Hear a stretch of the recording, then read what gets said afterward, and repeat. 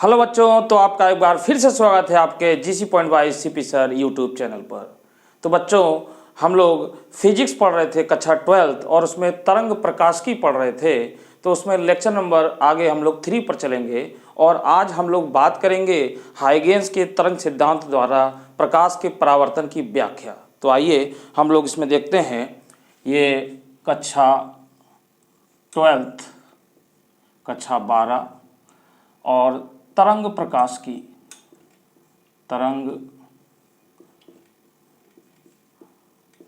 की और इसमें हम लोग आज पढ़ेंगे लेक्चर नंबर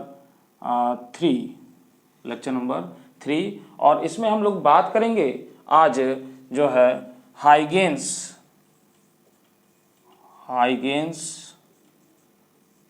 के तरंग सिद्धांत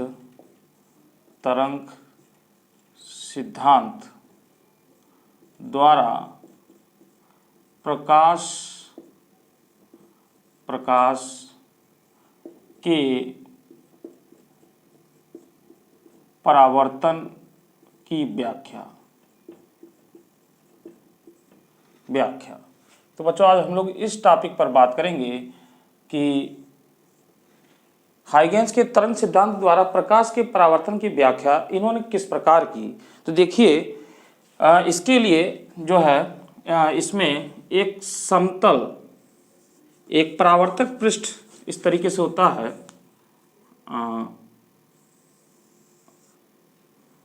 इसको हम लोग थोड़ा बड़ा बना लेते हैं और ये आपका एक परावर्तक पृष्ठ है। परावर्तक पृष्ठ इस तरीके से, इसको मैं नाम दे रहा हूं M'। तो बच्चों, इस पर कोई प्रकाश किरण नहीं, एक तरंगाग्र आपतित होती है। जैसे कि ये एक तरंगाग्र हम लोग ले रहे हैं इस तरीके से, ऐसे, और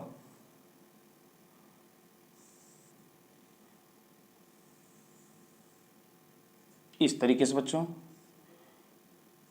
ये तरंगाग्र, इसको हम लोग नाम दे रहे हैं AB। तो यहाँ पर कोई भी अगर हम लोग लें इस तरीके से, तो ये तरंगाग्र ही होगा, ये सब तरंगाग्र होगा। और इस तरंगाग्र AB के पृष्ठ पर जितने भी माध्यम के कण होंगे वो सभी समान कंपल की दिशा में होंगे, समान कला में होंगे। तो ये AB एक तरंगाग्र है जो इस पर एक तिरछा आपतित होता है। बच्चों, ये एक तिरछा इस पर आपतित होता है और ये देखिए, इस तरंगाग्र AB का जो A बिंदु है ये सर्वप्रथम इस परावर्तक पृष्ठ M से टकराता है। B अभी नहीं पहुंचा बच्चों। ये M जो A बिंदु है ये परावर्तक पृष्ठ से टकराता है और जैसे ही ये इसके बाद यानी T समय बाद जो है कि अगर B बिंदु इस परावर्तक पृष्ठ से टकराएगा, यानी इस तरीके से, इसको सीधा इस तरीके से मिला दें, ऐसे इस तरीके से बच्चों इसको मिला दिया, तो जितने समय में ये टकराता है उतने ही समय में इस बिंदु A से द्वितीयक तरंगिकाएं निकलना शुरू हो जाती हैं। जैसे कि हाइगेंस ने बताया कि इस जो है ये बिंदु द्वितीयक तरंगिकाओं का यानी एक नए स्रोत का कार्य करता है, प्रकाश स्रोत का कार्य करता है और इससे द्वितीयक तरंगिकाएं निकलती हैं। तो द्वितीयक तरंगिकाएं निकलती हैं, मान लेते हैं इस बिंदु पर, ये यहाँ पर इस बिंदु पर हम लोग ले रहे हैं, इस बिंदु पर हमने लिया और इस बिंदु से इसको मिला दिया जाए इस तरीके से इसको मिला दिया जाए। तो बच्चों, यहाँ से इस बिंदु पर और इस बिंदु पर एक चाप अगर लिया जाए, चाप खींचा जाए और उस चाप से इस यानी जो B से ये B' पर पहुंचा है, इसको B' कर रहे हैं और B' से, और इसको हम लोग नाम दे देते हैं A' और A' से B' को इस तरीके से मिला दिया जाए, सीधा इस तरीके से इसको मिलाया जाए। तो बच्चों, यहाँ पर ये इस तरीके से मिला जाए तो इतनी A' की दूरी का चाप लेकर इसको मिलाया जाए तो यह जो है एक नई तरंगाग्र को प्रस्तुत करेगा। और नई तरंगाग्र इस प्रकार से, अगर यहाँ पर ये इस तरीके से देखिए, ये इस तरीके से, और ये आगे इसको बढ़ाया जाए और यहाँ पर मैं एक लंब का निर्माण कर दूँ, एक लंब का निर्माण कर दूँ इस तरीके से, ऐसे, तो ये हमारा लंब हो गया इस पर। और इसी तरीके से एक लंब का निर्माण बच्चों हम लोग यहाँ करेंगे इस पर। तो यह तरंगाग्र जो ए बी होगा, इस लंब से यह कोण आपतन कोण यानी आई बनाएगा, आई कोण पर ये आपतित होगी। इसी प्रकार से बच्चों ये जो तरंगाग्र, आपकी जो नई तरंगाग्र है ए डैश बी डैश, ये परावर्तक यानी ये आपतित तरंगाग्र होगा। इसको हम लोग नाम देंगे आपतित, आपतित तरंगाग्र, तरंगाग्र, तरंगाग्र,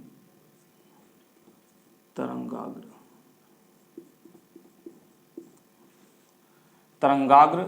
और ये वाला बच्चों जो होगा, ये वाला जो आपका है यानी ये वाला, ये होगा परावर्तित, परावर्तित तरंगाग्र, परावर्तित तरंगाग्र होगा इस तरीके से बच्चों। तो ये वाला आपका, और ये इस तरीके से इस माध्यम में ये आगे की ओर बढ़ेगा इसको, और 90 डिग्री का कोण पर होता है समांतर ऐसे। तो ये वाला आपका ए डैश बी डैश ये नई तरंगाग्र को प्रस्तुत करेगा।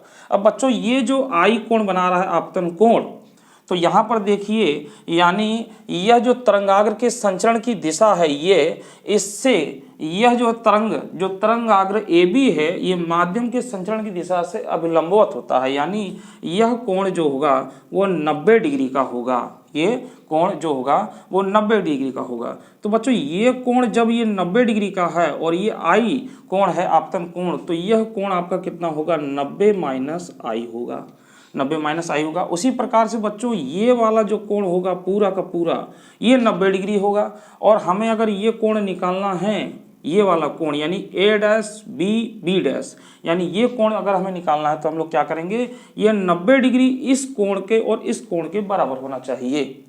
तो ये देखिए मान लेते हैं अगर हमारा ये एक्स कोण है, मान लेते हैं इसको कि ये एक्स कोण है, तो ये कोण देखिए किस तरीके से होगा, यानी यह 90 माइनस आई और प्लस ये एक्स बराबर ये पूरे कोण के बराबर हो जाएगा यानी 90। तो बच्चों हम लोग इसको एक्स और इसको उधर ले जाएं तो ये 90 माइनस और ये माइनस हो जाएगा और ये प्लस आई हो जाएगा, 90 से 90 कैंसिल आउट हो जाएगा। तो x बराबर आई, यानी यह कोण इस आपतन कोण के ये बराबर हुआ, यानी यह कोण जो हो गया आई हो गया।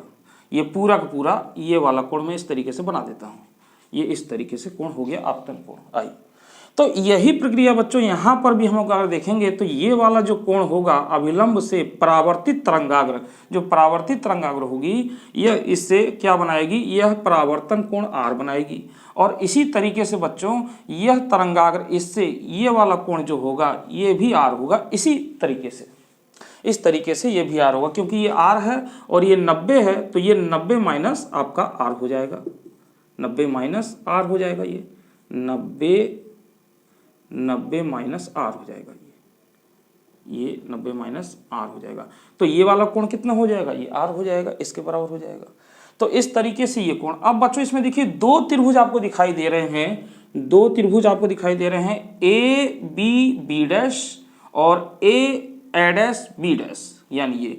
और इसमें बच्चों यह जो होगा ये 90 डिग्री का होगा और ये वाला कोण भी आपका 90 डिग्री का होगा। तो इसमें ये दो कोण बराबर हो गए बच्चों और ये वाला कोण भी बराबर हो गया। और ये भुजा जो है आपकी उभयनिष्ठ है, तो ये जो त्रिभुज होंगे दो त्रिभुज ए बी बी डैश और ए डैश बी डैश, ये दोनों हो जाएंगे सर्वांगसम। तो सर्वांगसम हो जाएंगे जिसके कारण ये हम लोग सिद्ध कर देंगे, अगर ये सर्वांगसम सिद्ध हो गए तो यह कोण बराबर ये कोण हो जाएगा, यानी आई और आर ये दोनों कोण आपस में बराबर होंगे और इसी को हमको सिद्ध करना है। तो यही चीज हमको इसमें बतानी है कि इस तरीके से ये बराबर होगा। तो चलिए, तो जितनी बातें मैंने कही उन बातों को हम लोग लिख भी लेते हैं, क्योंकि इसमें लिखते हुए भी हम लोग काम करेंगे, तो इसको हम लोग लिख लेते हैं। तो देखिए यहाँ पे हम लोग लिख लेते हैं, मैं इतनी जगह पे लिख दे रहा हूं, माना एक तरंगाग्र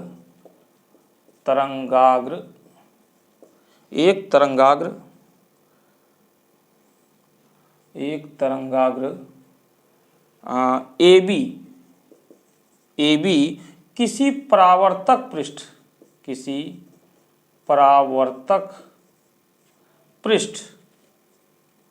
पृष्ठ एम डैश पर तिरछा आपतित होता है। ये तिरछा आपतित होता है बच्चों, ये तिरछा आपतित होता है। तो तिरछा आपतित होता है माना तरंगाग्र, बच्चों तरंगाग्र है ये, सॉरी तरंगाग्र, यहाँ पे भी इसको सही कर लें, तरंगाग्र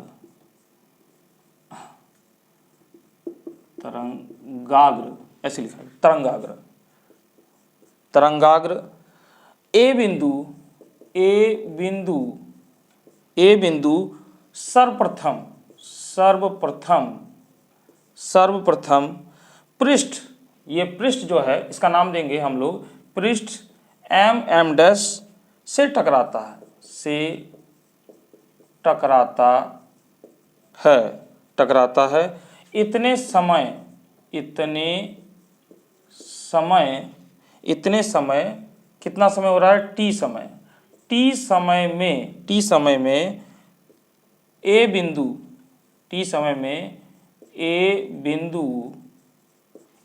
ये वाला बिंदु ए बिंदु से द्वितीयक तरंगिकाएं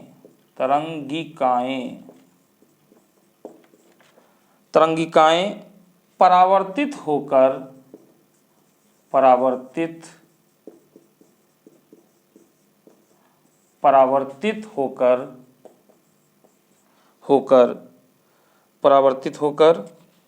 ए डैश पर पहुंचती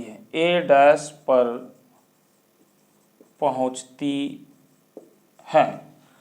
इससे द्वितीयक तरंगिकाएं निकलती हैं और इससे जो है ए डैश पर पहुंचती है। बच्चों जो चीज मैंने बताई है उस चीज को हम लोग लिख रहे हैं, ए से ए डैश पर पहुंचती हैं। अब लिखें यदि ए डैश दूरी लेकर ए डैश पर चाप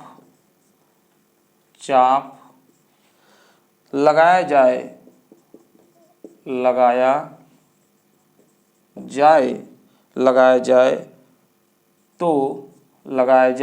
तथा यहाँ पर हमने चाप लगाया जाए तथा बी डैश को ए डैश से मिलाएं तो यह परावर्तित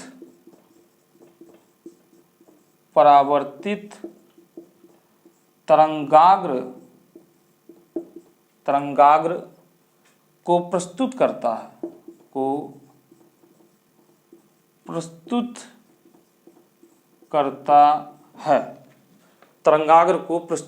है। अब बच्चों यहाँ पे हम लोग इसको सिद्ध करें, ये तो बात थी हमने जो इसमें लिखा, अब इसको हम लोग सिद्ध करते हैं। तो लिखेंगे माना आपतित तरंगाग्र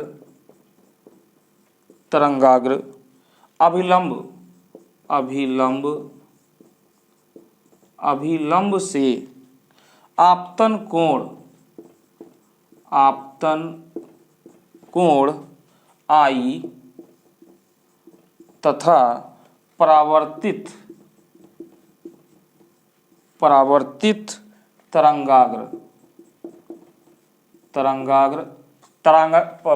तरंगाग्र कौन सा बच्चों हमारा, ए डैश बी डैश अभिलंब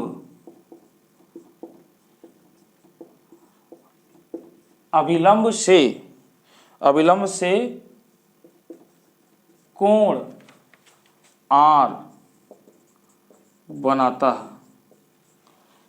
है। अब बच्चों यहाँ पे देख रहे हैं समकोण त्रिभुज। तो समकोण त्रिभुज बच्चों हम लोग को कौन सा मिल रहा है, ए बी बी डैश तथा दूसरा मिल रहा है हमको ए डैश बी डैश त्रिभुज ए डैश बी डैश, ये मिल रहा है। तो इसमें देखिए बच्चों हम लोग सिद्ध कर रहे हैं इसके दो कोण, दोनों त्रिभुजों के दो कोण और एक भुजा आपस में बराबर है। तो देखिए ये वाला 90 डिग्री का है और ये भी 90 डिग्री का है, ये दोनों आपस में बराबर हैं। तो इसको हम लोग लिख लेंगे कोण ए बी डैश बराबर कोण ए डैश बी डैश बराबर 90 डिग्री। यहाँ पे लिख देंगे बच्चों समकोण है ये। और यहाँ पर बच्चों देखिए हम लोग बी डैश बराबर ए डैश, यानी ये वाला और ये वाला दोनों बराबर होगी, दो भुजाएं और दो कोण ए डैश। क्योंकि जितने समय बच्चों यहाँ ये पहुँचता है, जितने समय में यहाँ पहुँचता है उतने ही समय में यह ए से द्वितीय तरंगिका निकल करके ए डैश पर पहुँच जाती है। तो यानी दोनों को समान दूरी तय करनी पड़ती है। यानी हम यूं कह सकते हैं बच्चों कि दूरी बराबर चाल इंटू समय। तो चाल यानी इस माध्यम में ये भी चाल से चल रहा है और यहाँ पर और ये टी समय लिया गया है। तो हम यूं कहेंगे कि बी डैश बराबर भी इंटू टी और ए डैश बराबर भी इंटू टी, एक ही माध्यम है इसलिए माध्यम इसका एक ही है।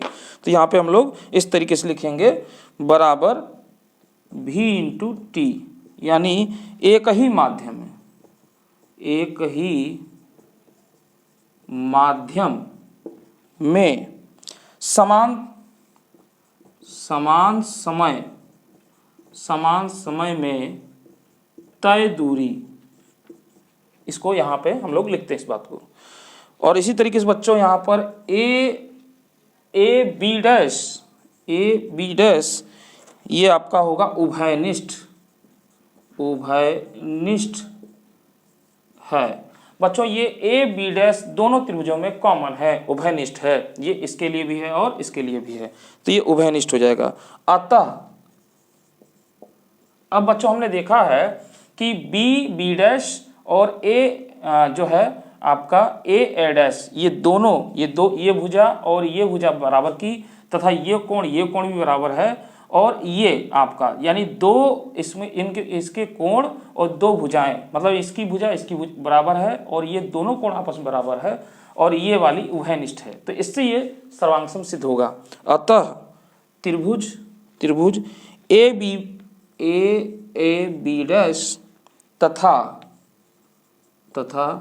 त्रिभुज ए डैश बी डैश सर्वांगसम है, सर्वांगसम होंगे। अतः तो हम लोग लिख सकते हैं कोण आई बराबर कोण आर, यानी अतः यहाँ पे भी लिखें अतः परावर्तन प्रथम नियम आपतन कोण आई बराबर परावर्तन कोण आर बराबर हैं सिद्ध हुआ।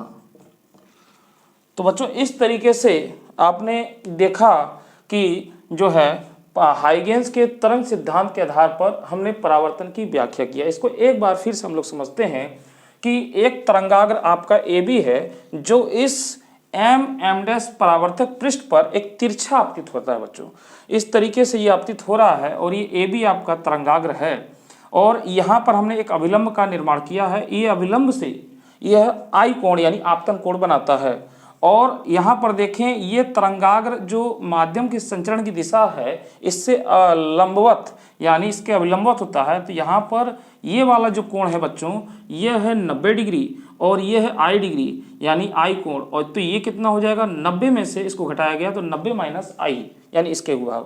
इसी प्रकार से बच्चों इधर की तरफ देखें तो ये लंब है और इस पृष्ठ से ये पूरा का पूरा कोण 90 डिग्री हुआ और ये वाला आपका 90 माइनस आई है।